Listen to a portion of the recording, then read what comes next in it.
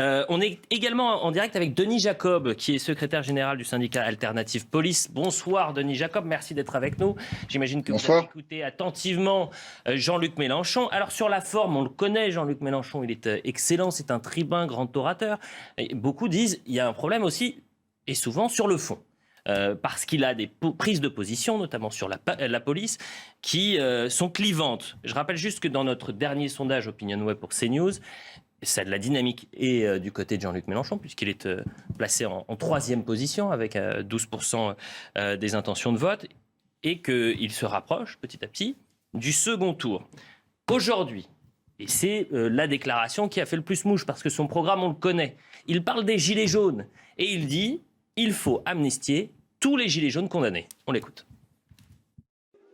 Qui aurait imaginé un tel niveau de répression policière et de violence face à un mouvement social comme celui des Gilets jaunes?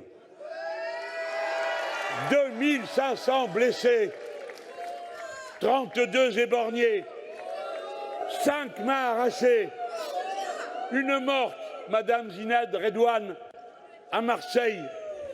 Le gouvernement de l'Union populaire réparera tout ce qui peut l'être pour les victimes de l'autoritarisme. Il amnistiera tous les gilets jaunes condamnés. Thomas Porte, vous avez la lourde tâche de faire le service après-vente. Moi, j'ai besoin de comprendre. Amnistier tous les gilets jaunes qui ont été condamnés, ça veut dire quoi? Ceux qui ont saccagé l'Arc de Triomphe, amnistie également? Non, mais ça veut dire qu'aujourd'hui, on a eu une gestion de cette mobilisation des Gilets jaunes qui était extrêmement violente. Je ne vais pas redire les chiffres qu'a cité Jean-Luc Mélenchon. Ouais, il oublie les 2000 forces de l'ordre qui ont été blessées également. Bien sûr, mais nous avons toujours condamné toute forme de violence, quel que soit le côté d'ailleurs. Là-dessus, on a été extrêmement clair. Mais par exemple, sur les violences à l'encontre des Gilets jaunes, il y a eu des éborgnés, oui, des yeux crevés, on a eu une personne qui est décédée. On a eu 378 signalements à l'IGPN. Simplement 2 ont donné suite et par des condamnations juste à des sanctions administratives. Donc c'est pas sérieux. Et dans notre entourage, on connaît tous des personnes qui étaient dans ces mobilisations, qui ont fait des gardes à vue qui étaient absolument inappropriées, qui n'avaient rien à faire là. Il y a eu une répression très forte et nous on dit qu'on réparera ce qui a été fait quand nous arriverons au pouvoir. Non mais amnistier tous les...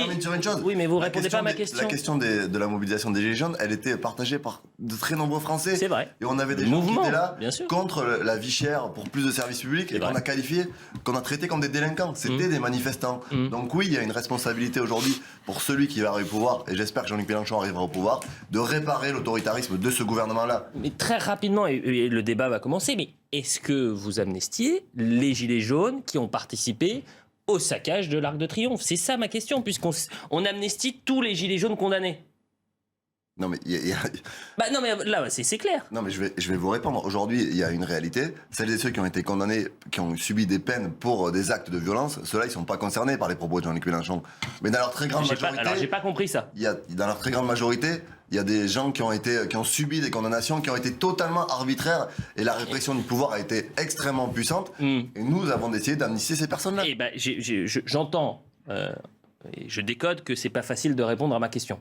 Parce que effectivement, quand on dit on amnistie tous les gilets jaunes condamnés, ça comprend aussi tout. Quand on dit bien tout, c'est tous les gilets jaunes condamnés. Juste une réaction avec Denis Jacob, secrétaire général du syndicat Alternative Police. Vous en pensez quoi, vous, de cette amnistie générale pour tous les gilets jaunes condamnés? Une fois de plus, on est habitué à ces propos scandaleux de M. Mélenchon. Face à l'ordre, il veut l'anarchie. Il remet en cause l'autorité de la police. Il remet en cause l'autorité de la justice. Et en remettant en cause l'autorité de la justice, eh bien, il remet en cause le travail des parlementaires, puisque ce sont les parlementaires qui font la loi, les décrets, les arrêtés qui permettent et à la justice et à la police de faire leur travail. Et je suis désolé, amnistier tous les gilets jaunes, c'est pas les gilets jaunes qui veut amnistier. C'est tous les délinquants. Parce que les gilets jaunes, tels qu'on les a connus, sur les ronds-points notamment, il n'y a jamais eu aucun problème. Ça s'est toujours passé dans la paix, de manière pacifique. On a même eu des échanges avec les gilets jaunes quand ils étaient sur les ronds-points. Ça, c'était des gilets jaunes. Ceux qui sont venus notamment à Paris pour brûler, pour casser, pour agresser des policiers, c'était pas des gilets jaunes, c'était des voyous, des délinquants. Et M. Mélenchon veut les amnistier.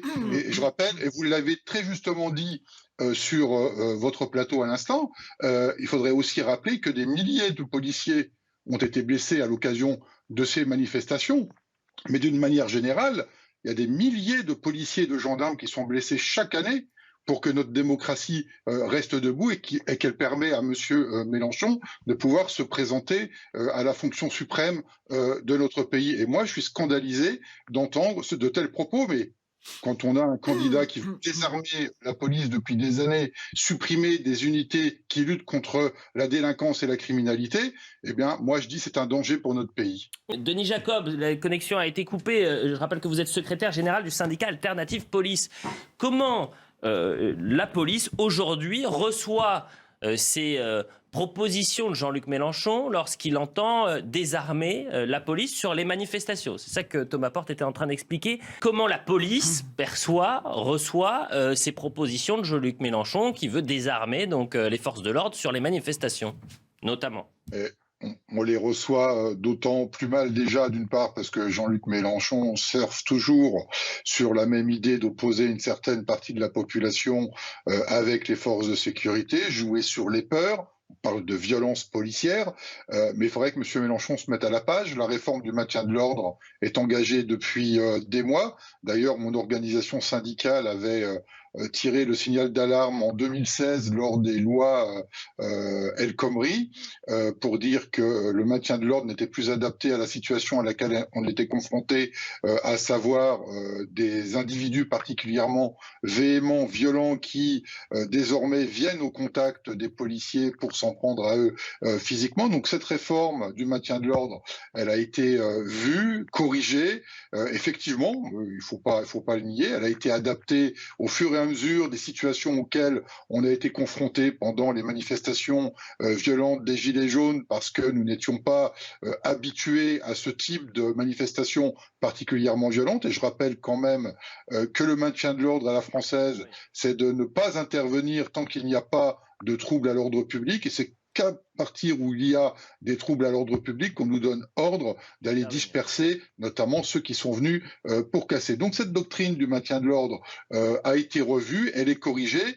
Nous avons d'ailleurs, au titre d'Alternative Police, obtenu que l'on mette en place un système de désescalade. Il y a actuellement 600 policiers qui ont été formés pour être en liaison et en information en amont du maintien de l'ordre avec les manifestants, justement pour éviter que ça ne parte dans tous les sens et qu'on retrouve des personnes qui sont non violentes et qu'elles se retrouvent entre les policiers qui interviennent et les casseurs. C'est entendu. Merci beaucoup Denis Jacob, secrétaire général du syndicat Alternative Police, pour ce décryptage.